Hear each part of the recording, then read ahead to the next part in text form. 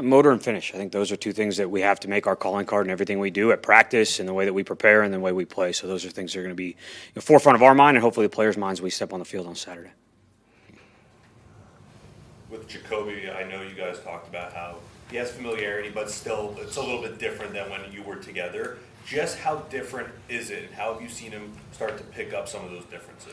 I think it's certainly different, and I know it's something we've talked about. Every year is different. Every week is different to some extent in the NFL, so there's certainly going to be tweaks and changes, and I think he's done a good job of asking questions and trying to figure out what fits and what he likes and kind of what those things are over time, and I think it's been great. It's been good to go through here these last couple weeks. When you size up position battles, how do you assess the back end of the receiver room right now? In terms of how they're doing, or after the big 3 or 4, I mean, the rest of the group there.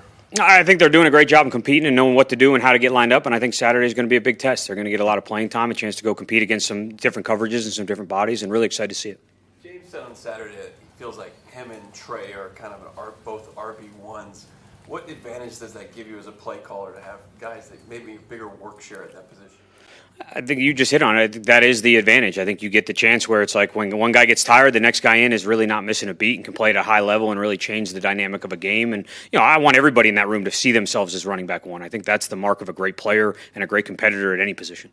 When your receiver has such a large percentage of your yards, your passing yards, what does that do to an offense? Is that good for an offense? Is it something you'd rather not see? How do you... I don't know that anytime we're producing, something's going right, whether that's one person or a lot of people. So I don't want to read too much into that, but I think it's something you have to be aware of because certainly the defense that you're playing each week is going to be aware of that. Generally, it's something to do with talent and production, obviously, and you have to make sure you're complementing it, protecting it, but also you want your best players to affect the game. So I think it's always a balance there in terms of how you handle that. Talk about year 1 to year 2. How about Tip Ryman? What have you sort of tasked him with, and what have you seen so far? Very similar to what he did last year when he came in here. I think he's a guy who keeps his head down and works his tail off. I think you see that in the way that he plays the game. It's violent. It's aggressive. He plays with unbelievable effort and finish. Certainly a big part of who we want to be on offense comes through in the way he plays the game. It's been great to see so far this camp. Does he still have potential in the pass game? Absolutely. Yeah, absolutely. I think even on limited reps last year in the passing game, like when the ball's in his hand, he make positive things happen. So excited to see that continue. How much have you seen a guy like Drew Petzing take the next step in the pass protection side? I think in a major way, and certainly when the pads come on and it's live, you're hoping to see another jump there. But I think from an assignment standpoint, his eyes, his understanding what to do and how to do it, it's been really good. The limited reps you can manufacture in practice, I think he's done a great job of stepping up and being physical, so certainly want that to continue. How do you balance the not game playing on Saturday, also wanting to stay healthy, but at the same time wanting to kind of get in the rhythm and kind of see what you want to see and have everybody kind of walk away from there feeling good about what you do? You're not game planning in the sense that you're pouring everything you would into it and time-wise from a regular season game because you have a lot of other things you're managing and a lot more bodies than you would be during a normal week. But from that standpoint, like when you step on the field, you're competing to win the game and win every rep. And I think that attitude and that mentality never changes regardless of preseason game, regular season game, postseason game. I think that's so important if you're going to go out and play well and develop well and improve as a player, as a coach, as a unit, that mentality doesn't change dramatically. I know it's out there that Will Hernandez came in for a visit, whether or not he signs, kind of where do you see your interior offensive line depth right now? Is it something that you want to see in games, or is there any concern that maybe you want more in there? Like, how do you see it? Yeah, I'm really excited to see these guys go out and compete here on Saturday and then, really the next 2 weeks. I think that's a big part of preseason is letting those guys go in, get live reps, see a different scheme, see some different things and different situations that come up throughout a game and see how they react, see how they play. I'm really excited to see that here these next couple weeks. I asked Isaiah Adams this past week if he could give his rookie self a pep talk or some advice, what would he tell himself? And he said that I belong here, and that to me says he's a little bit more confident than maybe he was last year.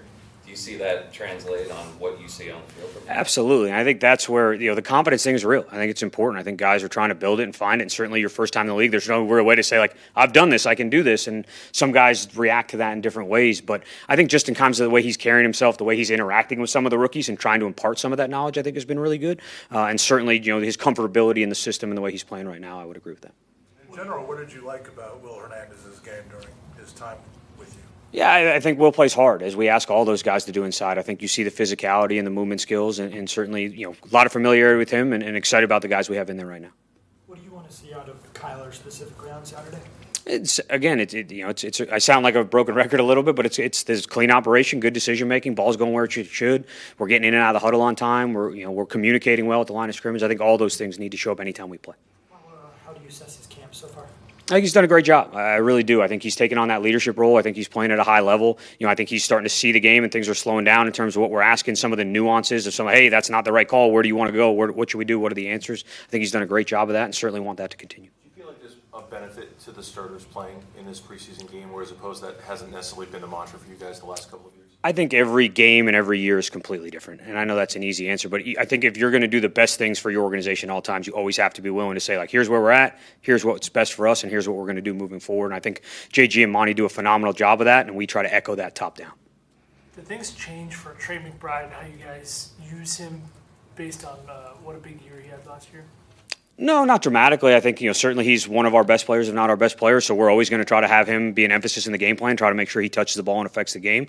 He's also pretty dynamic in the run game, so I think that's always going to be a focal point. How has his blocking kind of progressed since you've been here? Good. I think he's always, the one thing that stood out right from the moment we got here was his willingness, which is probably the most important aspect of blocking at the tight end position is just your willingness to do it. And I think as he's gotten more reps and gotten more comfortable in understanding what we're trying to accomplish on different schemes and different plays, you've certainly see the production in the run game from him increase, but it's always something that I think he's done a great job effort-wise. What have you learned about your receiving room beyond Marv and Michael with those two, when those two are out for Michael's? I think you're starting to see some of the other guys step up and feel a little bit more comfortable taking on a bigger role in practice in their respective groups, and hopefully see that continue here on Saturday in the way that they go out and play and compete and go make some plays in critical situations. Thanks, Coach. Cool. Thanks a lot, guys.